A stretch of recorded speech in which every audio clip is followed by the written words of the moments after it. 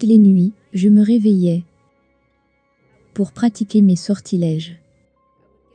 Je prenais les éléments dont j'avais besoin pour mes rituels. Je faisais tout ce qui était en mon pouvoir pour envoyer des démons contre la vie de ma mère. Mais parce que ma mère avait toujours Dieu dans sa vie, et pour cette raison, les sortilèges revenaient sur moi.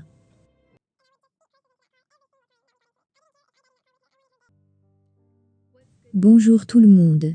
Vous me connaissez peut-être sous le nom de la poupée Young Bratz. Ou peut-être la jeune Bratz, peut-être Sophia, si vous me suivez depuis très longtemps, peut-être Sophie Aiko. Peut-être que vous êtes allé au lycée avec moi, et vous me connaissez juste, comme la fille qui ne parlait jamais à personne.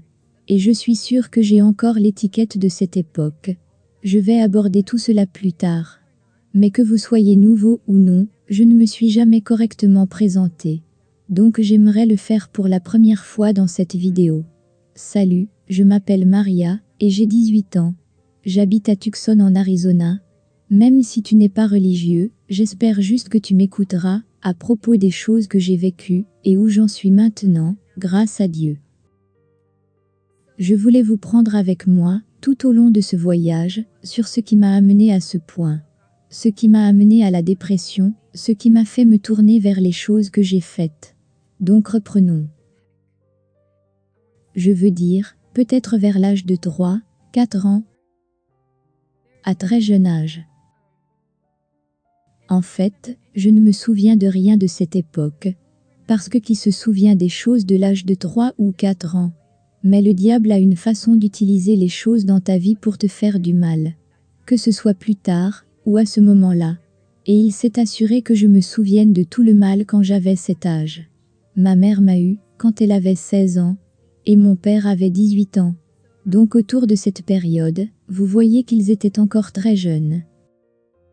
Ils avaient encore beaucoup à apprendre, et tout ce dont je me souviens, à environ 3 ou 5 ans, c'était à propos de mon père. Et ce n'était jamais quelque chose de bon. Il trompait ma mère, et il avait un faible pour les stripteaseuses. Il avait toujours des relations avec des stripteaseuses. Et comme je l'ai dit, ils étaient mariés. Je me rappelle juste qu'il rentrait à la maison, ivre, tout le temps, comme s'il s'était évanoui d'ivresse, et il frappait bruyamment à la porte, à 2 ou 3 heures du matin. Ma mère était juste de l'autre côté de la porte, à l'intérieur avec moi, et elle pleurait tout simplement. Elle ne lui ouvrait pas la porte. Elle était juste contre la porte, s'effondrait, et toutes les deux, assises, et elle pleurait. Et j'étais petite. Et comme je l'ai dit, j'avais environ 3 ans, la regardant traverser tout cela. Je me souviens de choses, qu'ils se battaient, constamment. Je me souviens de cela très clairement. Je me souviens qu'elle allait toujours prendre le téléphone de la maison, parce qu'à l'époque, nous avions des téléphones de maison, et elle le lançait toujours contre lui, pour une raison quelconque. Et les piles s'éparpillaient. C'étaient donc les quelques souvenirs que j'ai. Et je me souviens qu'il m'emmenait avec lui dans les maisons des filles, et bien sûr j'étais trop jeune pour comprendre ce genre de choses. C'était autour de 4 ou 5 ans. Bien sûr, j'étais trop jeune pour comprendre. Mais maintenant que je regarde en arrière, je me souviens qu'il me mettait dans une pièce, avec la fille de la femme, avec qui il allait coucher, parce qu'elle avait une fille. Il nous mettait dans la pièce où nous jouons, et ils allaient faire leurs trucs dans l'autre pièce. Et je n'avais aucune idée. J'étais juste une petite fille. Mais alors que je gagnais de l'âge, ces choses ont commencé à avoir un sens. Et je suis sûre que mon père pensait que j'étais beaucoup trop jeune pour m'en souvenir, ou pour le dire à ma mère, une fois que nous serions rentrés à la maison. Mais Satan a sa façon à lui, d'utiliser les mauvaises choses, qui se sont produites dans ta vie, contre toi. Donc tout cela m'est resté collé. Tous ces souvenirs que je n'aurais jamais dû m'en souvenir, parce que j'étais beaucoup trop jeune, sont restés en moi. Mais la seule chose qui m'est restée vraie, c'était ma mère, qui m'emmenait à l'église. Tous les dimanches matins, chaque dimanche soir, et chaque mercredi. Il est arrivé un jour, où ma mère a reçu un appel. Et je me souviens que nous étions assises dans la voiture, et elle parlait de mon père. et il était enfermé à ce moment-là, et c'était assez normal pour moi. Mon père se faisait enfermer assez souvent. Je me demandais, où est papa? Il sera absent pendant environ une semaine, et ensuite il rentrera à la maison. Mais cette fois, je venais de le voir sur son visage, je venais de voir que toute la joie s'était juste effacée de son visage. Et je savais que quelque chose, que ce que cette personne qui était au bout de la ligne lui avait dit, l'avait écrasé. Elle a raccroché, et nous sommes rentrés à la maison. Je me souviens juste qu'elle m'a emmené dans sa chambre, quand nous sommes rentrés à la maison, de ce trajet en voiture. Elle m'a fait asseoir sur son lit, et elle m'a dit, ton père est en prison. Et j'ai dit, oh, et quand va-t-il rentrer à la maison? Et elle a dit, cette fois c'est différent. C'est une prison plus grande, et là, il te garde beaucoup plus longtemps. J'étais trop petite pour comprendre ce qui se passait à l'époque où elle essayait de m'expliquer du mieux qu'elle pouvait, et sous le meilleur angle qu'elle pouvait. Mais ce qui se passait, c'est que mon père allait être enfermé pendant 8 à 10 ans. Et il allait en prison pour. Donc autour de cette période, mes 5 ou 6 ans, je pense que j'étais à la maternelle. Tout ce que je savais c'est que mon père allait être absent pendant très longtemps. C'était comme les 5 ou 6 premières années de ma vie. Donc mon père a été enfermé à ce stade. Ils étaient toujours mariés, et nous allons lui rendre visite, environ tous les quelques mois, parce qu'il était enfermé à Douglas, qui est à 4 heures de l'endroit où nous étions. Et je me souviens juste d'être une petite fille, et d'aller toujours lui rendre visite, et d'être tellement excitée de le voir. Et juste être assise sur ses jambes durant toute la visite, je ne quittais jamais, j'étais sur ses jambes toute la visite, et à chaque visite. Dès que je voyais mon père, je courais juste et le tenais.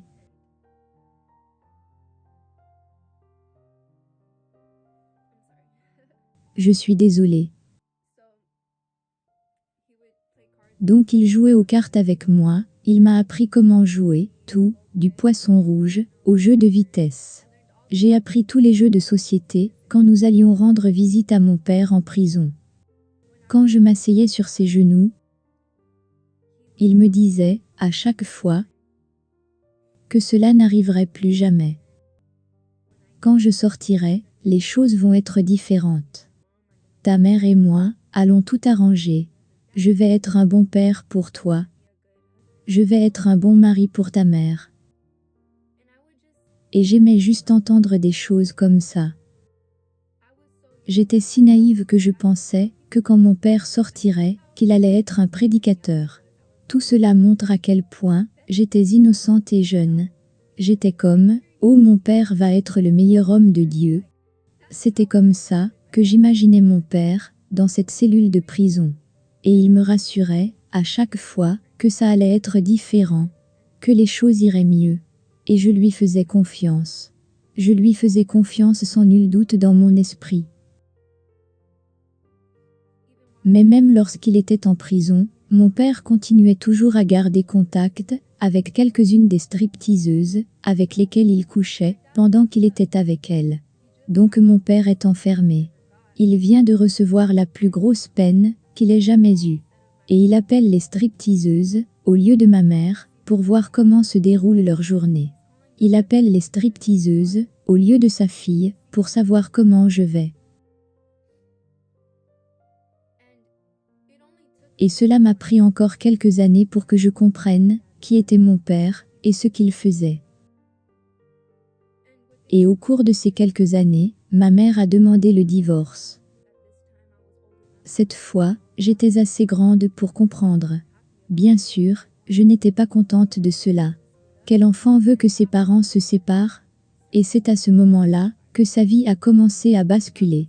Et c'était aussi le moment où j'avais le plus besoin d'elle. Donc ma mère s'est rendue compte que nous avions cette maison parce qu'ils avaient acheté cette maison dès que ma mère m'a eu.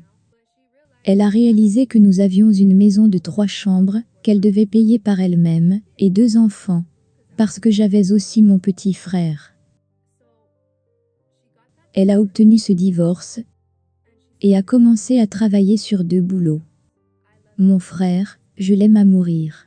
C'est un peu comme un fils pour moi, et j'ai tellement d'amour pour mon petit frère, et je pense que c'est parce que pendant un moment, j'étais un peu comme sa petite maman. Ma mère était constamment au boulot, et une fois qu'elle s'est rendue compte que je voulais qu'elle ait une éducation, elle est allée à l'université à temps plein. Donc maintenant, elle a 2 à 3 boulots à temps plein et va à l'université à temps plein avec 2 enfants à la maison. J'ai appris à cuisiner à très jeune âge pour moi et mon frère. Vous pouvez imaginer qu'elle était épuisée tout le temps, et comme vous pouvez l'imaginer, je ne la voyais pas beaucoup. Elle était trop fatiguée pour nous réveiller le matin. Je réveillais pour nous apprêter le matin, grâce à mon petit réveil. Et je marchais jusqu'à mon arrêt de bus. Je m'assurais que Junior était levé, et qu'il était à son arrêt de bus. Nous prenions le bus pour l'école. Nous rentrions à la maison, et voir comme d'habitude, qu'elle n'était pas encore à la maison. Je préparais le dîner, et elle rentrait à la maison vers 18 ou 19 heures, et était épuisée. Tellement stressée quand elle rentrait à la maison, et se bourrait la tête, avec tous ses livres d'université, et toutes ses informations.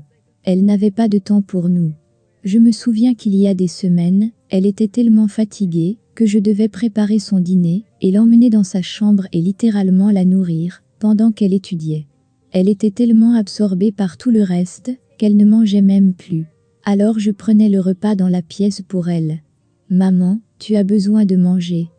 Bien qu'elle essayait juste de tirer le meilleur parti de sa vie pour nous, elle ne s'était pas rendue compte qu'elle m'a amené à me diriger moi-même.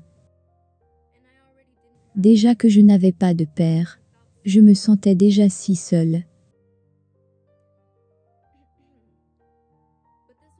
Mais c'était normal pour moi. C'était normal pour moi d'être toujours avec mon petit frère. Donc ma mère a commencé à devenir dingue, comme vous pouvez l'imaginer. N'importe quelle personne travaillant, ne serait-ce que 3 emplois à temps plein, ajoutant en plus de cela, aller à l'université à temps plein, et avoir 2 enfants, elle devenait dingue. Le peu de temps qu'elle avait le week-end, elle a commencé à sortir. Donc maintenant, je ne voyais vraiment plus ma mère. Elle sortait avec ses amis.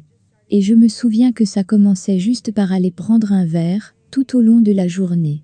Mais elle s'est lentement transformée en alcoolique. Mais jusqu'à ce point, elle nous emmenait toujours à l'église, tous les dimanches. Donc alors que je grandissais, j'ai commencé à réaliser que ce n'était pas la façon dont la vie était censée être pour un enfant. J'ai commencé à constater le problème d'alcool de ma mère.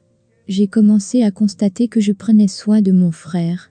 J'ai commencé à constater que j'étais seule. J'étais seule dans ce monde. Et plus elle m'emmenait à l'église, pendant que je traversais toutes ces choses, et plus j'ai commencé à construire une haine envers Dieu, et pour elle. Parce que pendant qu'elle me disait de faire toutes ces choses, de vivre une vie juste, que tu ne peux pas faire ceci, cela, tu ne peux pas avoir un petit ami, tu ne peux pas aller là, tu es trop jeune pour cela, juste des règlements tout le temps, des règlements. Mais elle vivait une vie, complètement dessus-dessous. J'ai vraiment commencé à avoir des ressentiments pour ma mère. Qu'elle était hypocrite avec moi. Qu'elle ne méritait aucun respect de ma part.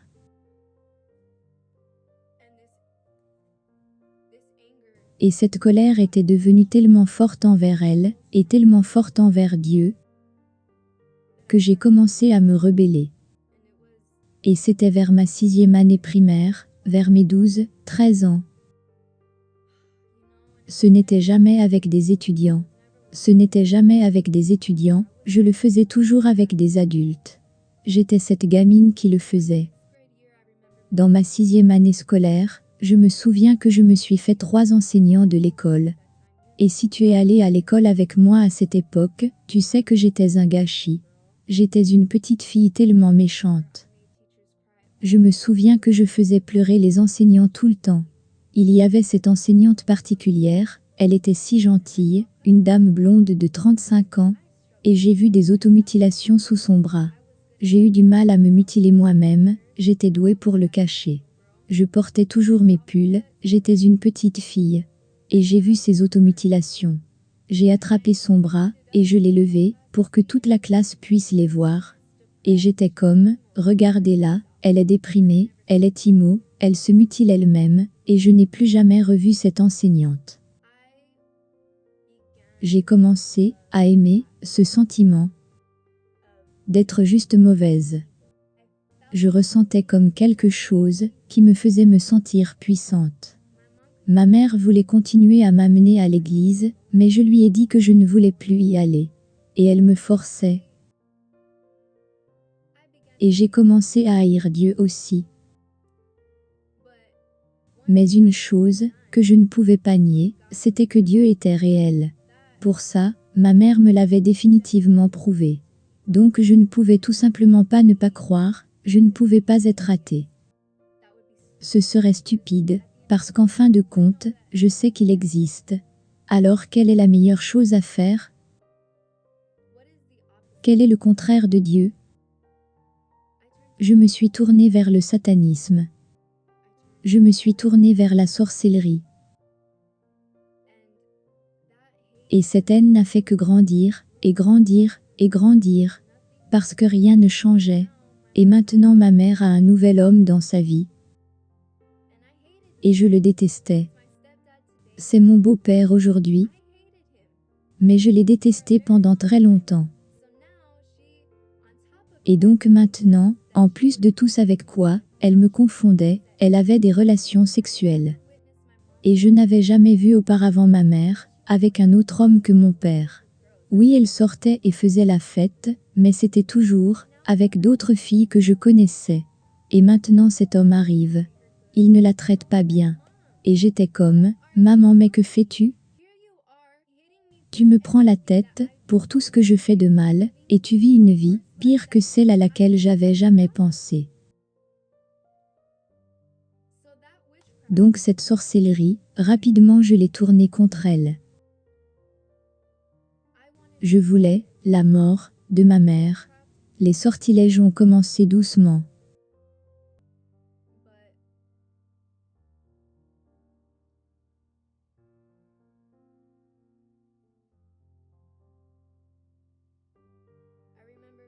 Mais je me souviens d'être tellement misérable.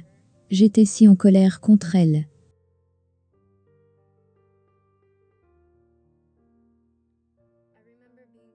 Je me souviens être tellement en colère contre elle que, à chaque fois que nous montions dans la voiture, je faisais des incantations.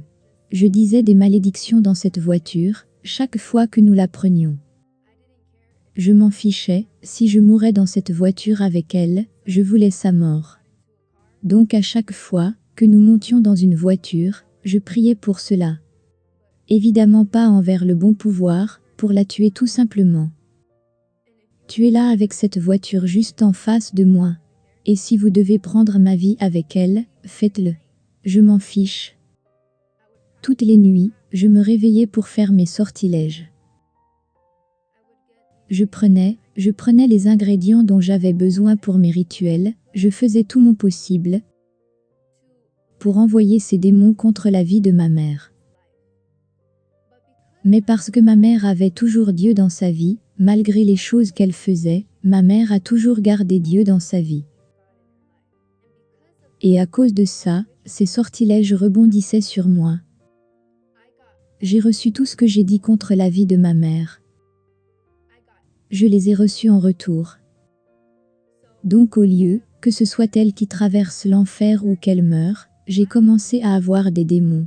J'ai commencé à être tourmentée tous les jours. Je ne pouvais pas dormir la nuit. Tu permets à un royaume différent d'entrer dans ta ronde. C'est le royaume spirituel. Et j'avais ouvert cette porte sur une très grande partie de ma vie, pendant très longtemps. Et pendant tout ce temps, je donnais de plus en plus de pouvoir à Satan dans ma vie. Je ne réalisais pas que voir ces choses pendant la nuit n'était même pas le début du tourment. J'ai commencé à expérimenter des drogues. Parce que je pensais, voici littéralement comment je pensais que j'allais être. Je vais essayer toutes les drogues, jusqu'à ce que je trouve quelque chose qui me fasse me sentir vivante, jusqu'à ce que je trouve quelque chose qui me rende heureuse. L'herbe a toujours été ma drogue de prédilection. Si vous me connaissez, vous le savez très bien. Mais j'ai toujours été une personne très spirituelle, et les astrales étaient quelque chose que j'ai beaucoup expérimenté. Je me souviens que j'ai essayé de l'acide pour la première fois dans une salle de cinéma. Je ne savais pas que l'envolée allait durer 8 heures, alors que je devais rentrer chez ma mère juste après cela, et ce n'était qu'1 heure et demie de film, et c'était la première fois que je prenais de l'acide. Heureusement, il n'avait pas bien pris. Alors j'ai pu arriver dans ma chambre, et je me suis enfermée là-dedans. Et j'ai fait l'envolée pendant 8 heures dans ma chambre toute seule. J'ai réalisé que j'avais de la puissance dans ce royaume.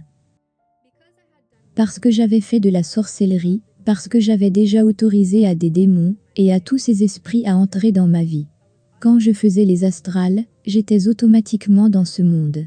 Automatiquement je voyais des esprits, automatiquement je voyais des démons, et ce jusqu'à ce jour.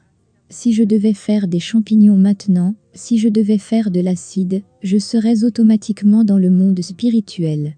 Mais quelque chose à propos de moi était tellement intrigué à ce sujet. J'aimais ça, j'aimais avoir de la puissance. J'aimais le fait que je voulais continuer à faire de l'astral, et continuer jusqu'à ce que je puisse déverrouiller mon 3e œil. Je voulais pouvoir être, je voulais ressentir avoir du pouvoir. Donc pendant de longs astrales, je pensais qu'ils ouvraient mon esprit. Alors qu'en fait, je donnais au diable et à tous ces démons, encore et encore, accès à mon esprit au point où je n'avais plus besoin d'astral pour les voir.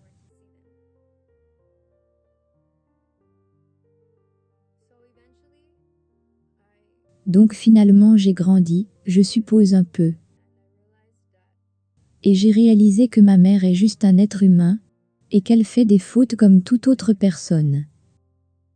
Malheureusement, je devrais souffrir pour ses fautes. Mais je lui ai pardonné, et je l'aime. Et entre-temps, elle a tellement changé. Je suis reconnaissante à Dieu, qui a tourné sa vie. Je sens que je reçois beaucoup d'aide de sa part maintenant. À peu près à l'âge de 12 ans, et jusqu'à récemment, vers 16 ans, 17 ans, je vivais juste, comme bon me semblait. Je m'en fichais, que si je mourais, où vais-je aller? Cela m'importait peu. Cela est encore pire que le cas de la plupart des gens, parce que je savais les choses de Dieu. Je connaissais déjà les conséquences.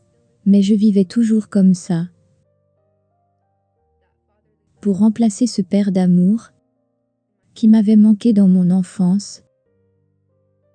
Si tu me connais, tu sais que je ne suis jamais célibataire. C'est la première fois de ma vie, depuis mes 12 ans, que je suis célibataire. Car j'ai toujours eu l'impression d'avoir besoin de ce confort. Que j'avais besoin d'un homme, pour être là pour moi. Donc à ce stade, j'avais à peu près tout expérimenté, à peu près tout ce que vous pouvez expérimenter. J'ai essayé d'être bi, pendant un temps, j'ai essayé cela.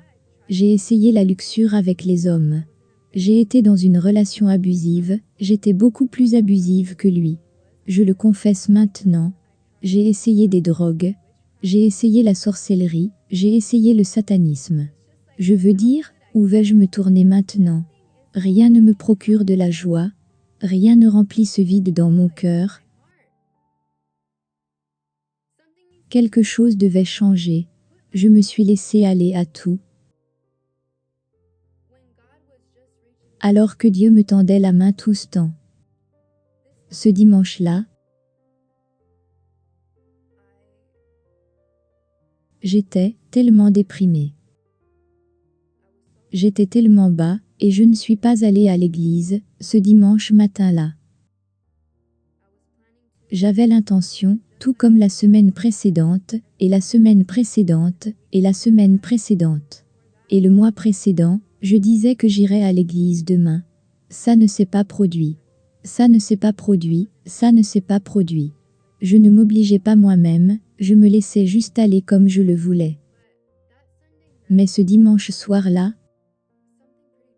quelque chose d'assez drastique s'était passé. Et j'étais comme, c'est assez, j'ai besoin de Dieu. Je veux juste entendre Dieu, juste pour 1 heure. J'ai juste besoin d'espoir, parce que je ne veux pas me suicider. Je ne veux plus me sentir ainsi désormais. Et donc j'ai appelé ma mère, et je lui ai demandé si elle allait à l'église. Elle y allait. Donc je suis allée. Et gardez à l'esprit que c'était dimanche dernier. Le prédicateur, je ne l'avais jamais vu auparavant. Et il a donné un bon sermon. Qui me parlait, Dieu me parlait, et je me disais, Dieu merci. C'est ce dont j'avais besoin. C'était le petit coup de pouce dont j'avais besoin. Mais je savais qu'une fois que j'aurais quitté cette église, toute la douleur de ce monde allait revenir là où elle était. J'allais devoir faire face à mes sentiments. J'allais devoir faire face à ma dépression par moi-même. Alors que le service touchait à sa fin, je disais, ô Dieu, je ne veux pas retourner dans ce monde sans toi. J'ai besoin de toi avec moi, sinon je ne sais pas combien de temps encore je vais être ici. Alors ils ont fait l'appel à l'autel, ce qui était normal pour moi. Je savais qu'à chaque service, il y avait un appel à l'autel. Si vous ne savez pas ce que c'est jusqu'à la fin du service, ils demandent aux gens de lever la main, s'ils veulent donner leur vie à Dieu, et s'ils veulent qu'on prie pour eux. Alors le prédicateur a dit, y a-t-il quelqu'un ici, qui voudrait donner sa vie à Jésus? Et j'ai la tête baissée, parce que c'est ce que vous êtes censé faire quand ils font l'appel à l'autel. Tu es censé baisser les yeux, pour que personne ne se sente gêné s'il lève la main. J'ai vu du coin de l'œil, une main levée ici, et une main levée là-bas.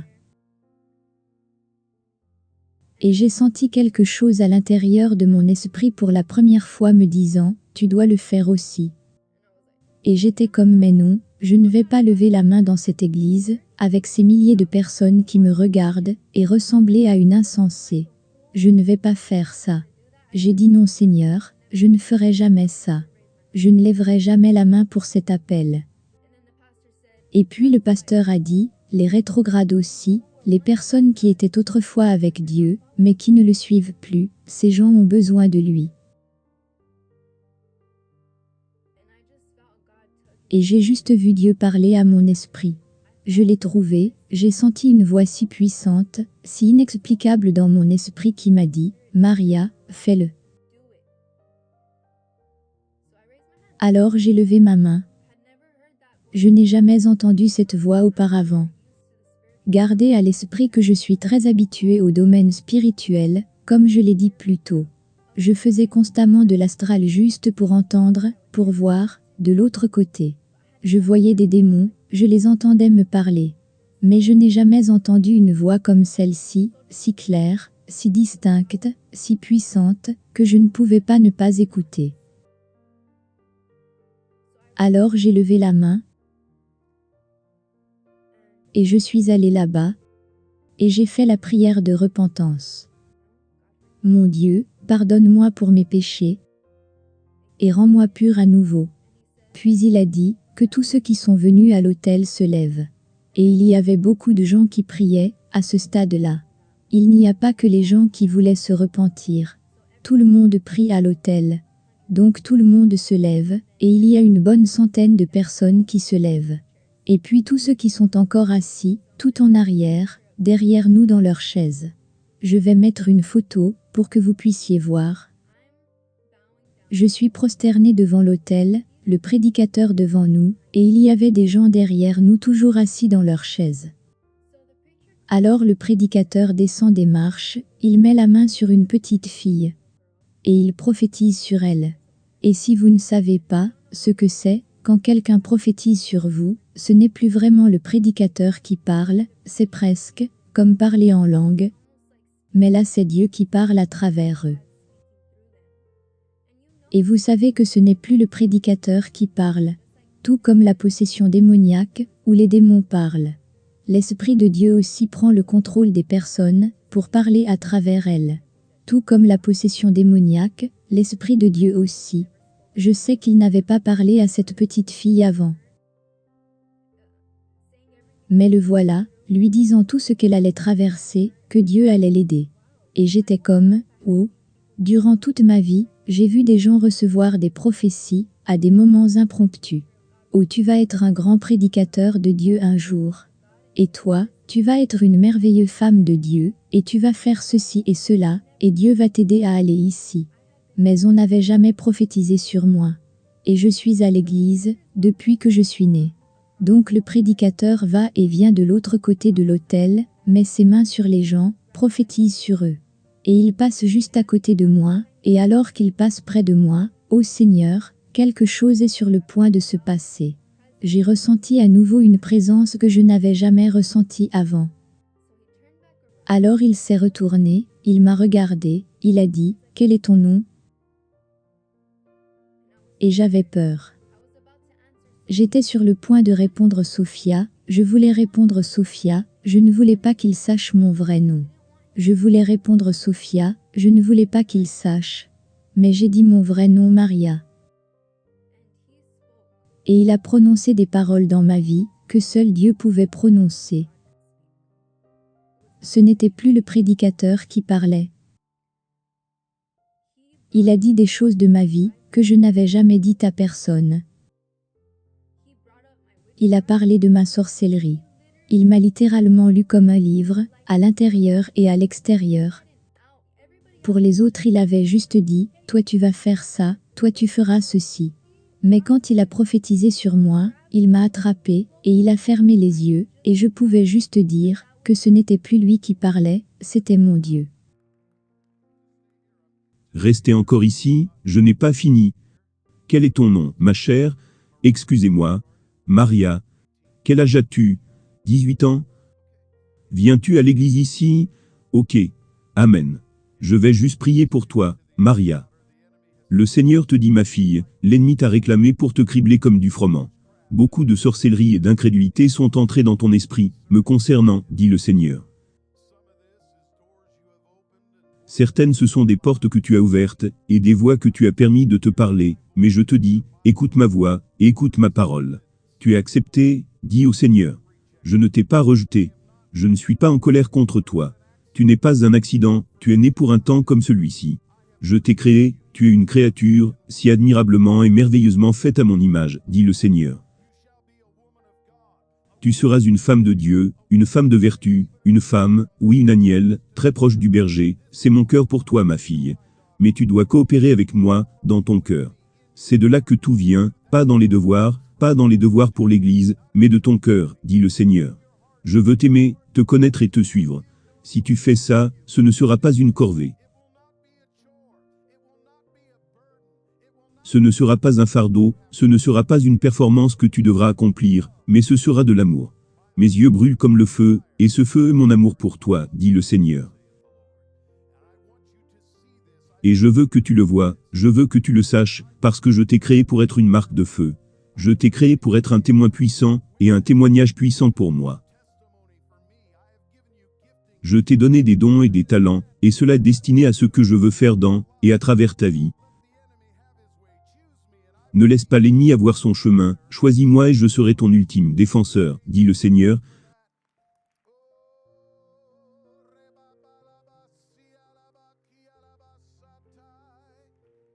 Louons Dieu et remercions-le pour cela.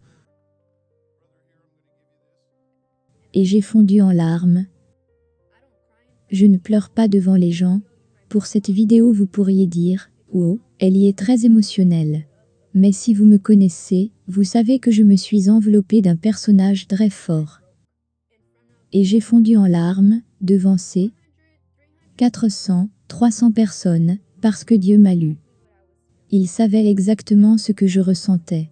Il savait exactement ce que je traversais, il savait exactement contre quoi je luttais.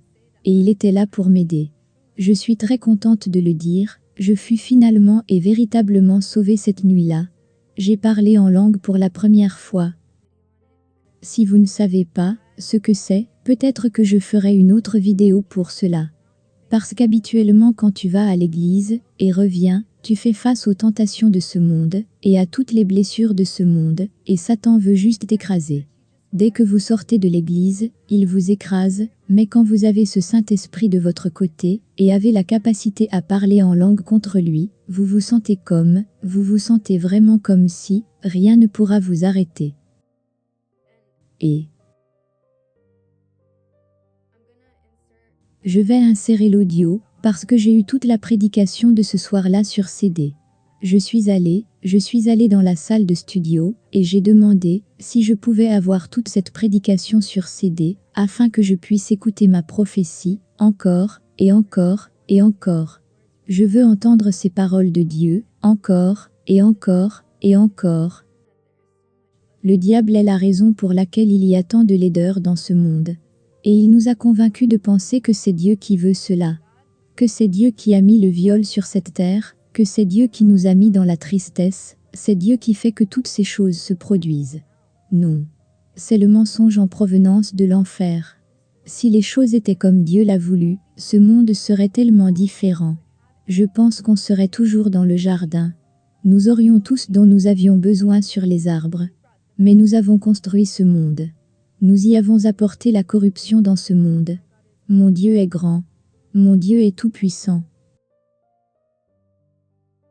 Il est puissant, et s'il a pu me sauver, il peut sauver n'importe qui. Parce que j'ai fait certaines choses, dans cette vie, que je pensais que je ne pourrais jamais être pardonné. Je sais que les choses ne vont pas devenir plus faciles, parce que la vie ne devient pas plus facile. En fait, mon cœur devient de plus en plus fort, parce que le diable voit maintenant que je suis éveillé, et que ses mensonges et ses tentations n'ont plus d'emprise sur moi. Donc il va probablement appuyer plus fort maintenant. Je continue à avoir des choses avec lesquelles je lutte. Je n'ai pas fumé depuis 4 jours, ce qui est la plus longue période, où j'ai été sobre en 2 ans. Je dis des jurons, je lutte avec tout. Comme n'importe quelle autre adolescente. Mais je sais que Dieu est maintenant avec moi dans cette bataille. Et il est temps pour moi de prendre ma croix, et de juste me battre, parce que la vie va être un combat, quoi que vous fassiez. Aussi bien combattre le bon combat. Les gens vont toujours te décevoir.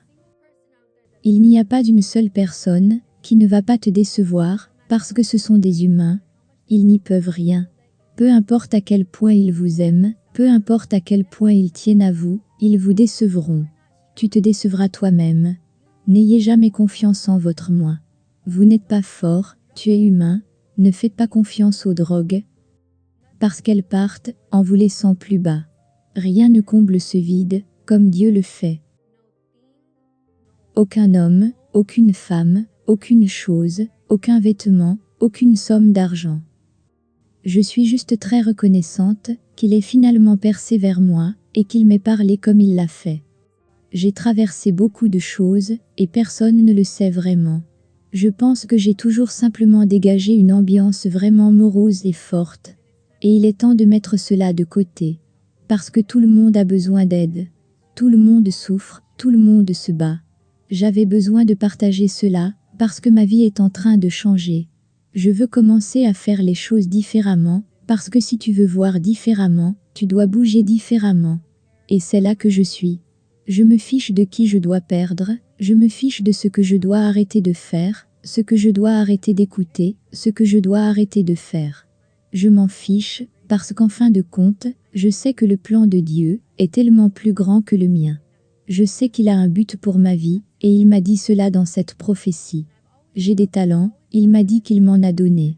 Et j'avais toujours senti que j'avais des talents, que j'avais des aptitudes pour diriger. Le diable essaie juste de m'attaquer tout le temps, maintenant que j'ai enfin pris cette décision. Parce que j'ai dû quitter l'endroit où je vivais. Je ne voulais plus être dans cette relation amoureuse. Je savais que Dieu devait travailler en nous deux. Et je veux juste vivre selon le plan de Dieu. Si ce n'est pas le sien, alors ainsi soit-il. Et si c'est le cas, alors qu'il le ramène dans ma vie, quand ce sera le temps. Mais je sais que pour le moment, ce n'est pas le moment. Donc j'ai dû quitter l'endroit où je vivais. J'ai dû déménager chez mon père. Je loge dans une pièce, où vous pouvez le voir, était utilisée pour le stockage. Je ne suis quelque part pas à l'aise avec cela. J'ai été sobre, Et cela a probablement été la deuxième chose la plus difficile, à coup sûr, parce que j'étais tellement habituée à fumer toute la journée. Je n'ai pas pu manger, mais je sais que Dieu va m'aider à traverser ça. Et je sais que les choses vont aller mieux, et je sais que mes sacrifices ne seront pas en vain. Je sais que je vais être bénie un jour pour ces choses. Et pour avoir mis de côté toutes les conneries. Je pourrais pleurer un peu maintenant, mais ma récompense finale sera tellement grande. Et c'est tout ce qui m'importe.